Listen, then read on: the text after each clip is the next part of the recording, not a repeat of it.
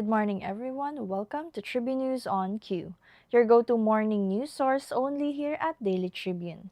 We're live on Daily Tribune's Facebook page, Daily Tribune PH on YouTube, and at Daily Tribune Official on TikTok. For today's headlines, Dana Kirsch said Israeli and Philippine officials are coordinating the repatriation of Mary Ann's body to the Philippines. A group of 18 self-identified former Marines denied political ties while standing by their allegations of massive flood control fund kickbacks during a press conference with Mike Defensor. Authorities are probing an alleged espionage network involving Filipino nationals accused of spying for Chinese intelligence, calling it a serious national security concern amid tensions in the West Philippine Sea. A recent survey by social weather stations found that a large majority of Filipinos believe a woman's primary role is to stay at home and care for the family. A total of 299 Filipinos affected by the escalating Middle East conflict returned safely to the Philippines on Thursday as fresh Israeli strikes against Iran widened the regional war. Inflation in February climbed to its highest level in more than a year, driven by faster increases in food and utility costs, according to the Philippine Statistics Authority. Veteran TV host Boy Abunda is facing online backlash over his line of questioning during an episode of Fast Talk with Boy Abunda featuring former Pinoy Big Brother housemates Cristal Mejes and Hit Hornales.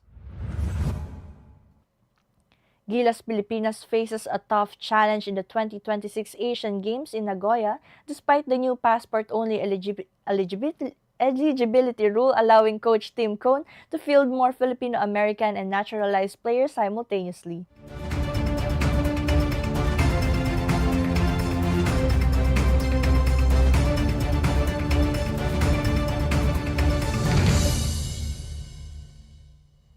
Today is the 6th of March 2026, Friday, and I'm Chynna Basillaje, bringing you today's top stories. Let's kick things off with today's weather. Today, the northeast monsoon affects extreme northern Luzon, bringing cloudy skies with light rains to Batanes, Babuyan Islands, Ilocos Norte, Apayao, and Cagayan with no significant impact.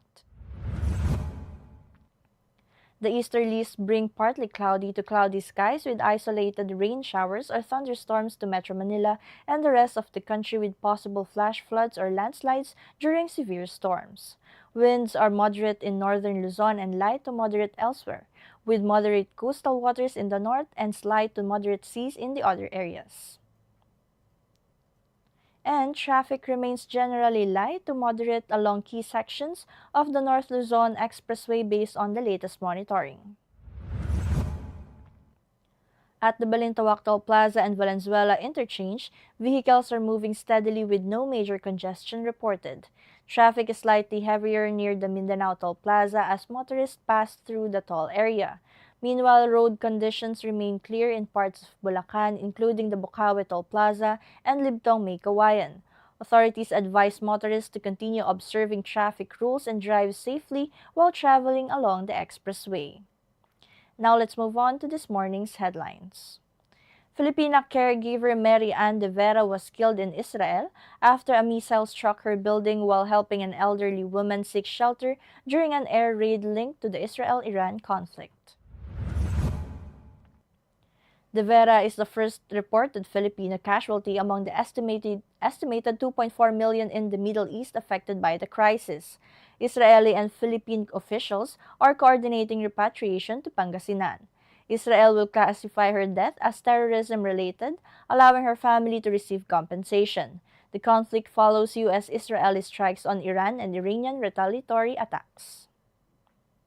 And a group of 18 self-proclaimed former Marines, calling themselves the Brave 18, insisted they are politically neutral while standing by claims of 805 billion pesos flood control fund kickbacks.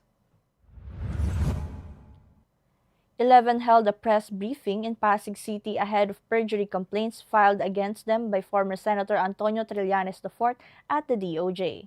In affidavits, they said they acted as bagmen, delivering cash to President Ferdinand Marcos Jr., former House Speaker Martin Romualdez, and former Ako Bicol Representative Zaldi Co. The group emphasized they are exposing alleged wrongdoing, not taking sides. And the Philippine authorities are investigating an alleged espionage network involving Filipino nationals accused of working for Chinese intelligence, calling it a serious national security matter amid West Philippine Sea tensions.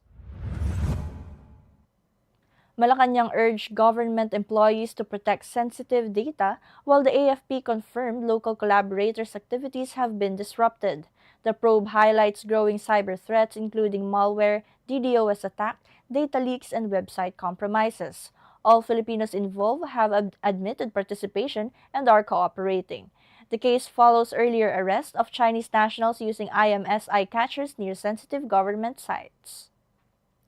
And the social weather station survey shows strong support for traditional gender roles, with 83% agreeing a man's job is to earn, a woman's is to care for home and family, yielding a net agreement of positive 75 classified as extremely strong. 81% say being a housewife is as fulfilling as paid work, while 75% believe most women ultimately want home and children. 71% feel working mothers can maintain warm relationships, though 63% worry preschoolers may suffer, and 51% think family life suffers when women work full-time. The survey sampled 1,200 adults nationwide. And a total of 299 Filipinos affected by the Middle East conflict returned safely Thursday, including 23 OFWs and 2 children, arriving at NAIA Terminal 3 from Dubai by Emirates Airline. Some returned on employer advice, others finished contracts or chose permanent repatriation. Migrant Workers Secretary Hans Leo Kakdak assured support through financial aid, accommodation, transport, medical care, and psychosocial services. Over 1,000 OFWs have expressed intent to return. Despite tensions, some in Dubai, Qatar, and Saudi Arabia report normal daily life, though authorities remain vigilant as the conflict continues to disrupt regional security and energy markets. And inflation in the Philippines rose to 2.4% in February, the highest in over a year, driven by faster increases in food, beverages, and utilities, the Philippine Statistics Authority reported. Food prices climbed 1.6%, while housing, electricity, and fuels rose 3.5%. Still within the BSP's 2.3 to 3.1% forecast, supply pressures and the Middle East conflict may push prices higher, especially for oil, electricity, and LPG. Analysts project 3.6% average inflation in 2026. The government is considering excise tax relief, energy-saving measures, and renewable incentives, while BSP policy easing continues to support household and growth. And veteran host Boy Abunda drew online criticism after his Fast Talk segment with former Pinoy Big Brothers minors Crystal Mejes and His Jornales. During rapid-fire questions like lights on or lights off and chocolate or happiness, some viewers said the prompts carried adult undertones. Netizens urged Abunda to use PG-friendly questions for teenage guests. Known for playful but occasionally provocative either-or prompts, the segment has sparked debate before. Abunda has not responded, and it's unclear whether future episodes will adjust the format for younger participants. And Gilas Pilipinas faces a challenging 20th Asian Games in Nagoya despite the new passport-only eligibility rule allowing Coach Tim Cone to field Filipino-Americans Mike Phillips and Canteen Milora Brown along the naturalized players Justin Brownlee, Angge Kwame, and possibly Benny Boatwright. With a 40-day training period during the PBA break, SBP President Ricky Vargas said the defending champions will face strong rivals like China, South Korea, Iran, Jordan, Lebanon, Qatar, and host Japan.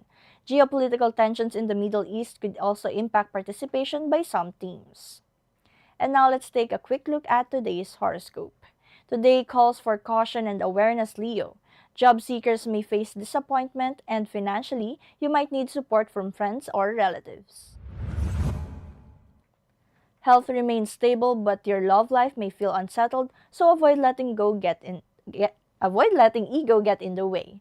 Be careful when accepting help and stay cautious around coworkers to prevent misunderstandings.